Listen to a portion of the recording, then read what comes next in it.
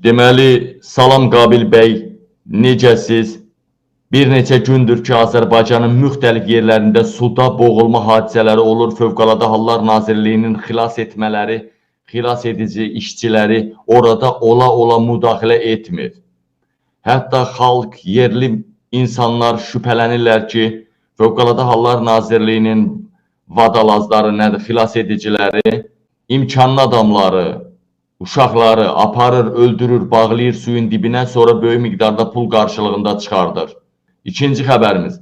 Allah sənə, can ailənə can sağlığı versin Qabil bəy. Anam 1993-cü ildə rəhmətə gedib. Suraxanı Hövsan yolunun üstündə böyük qəbirstanlıq var idi. Orada dəfn etmişdik anamızı.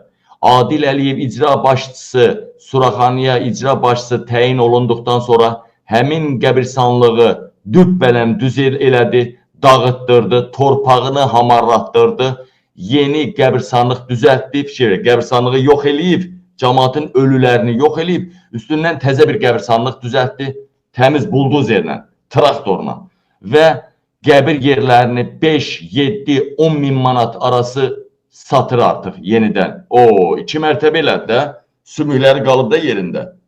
Düppələm düz elədi, düppələm düz. Torpaq tökdü qırağından, o daşları rədd elədi.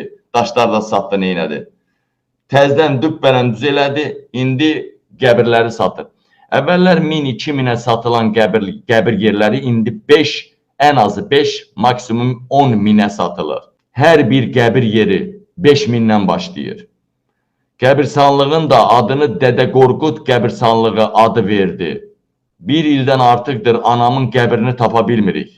Adil Əliyev nə dərəcədə şərəfsizdir.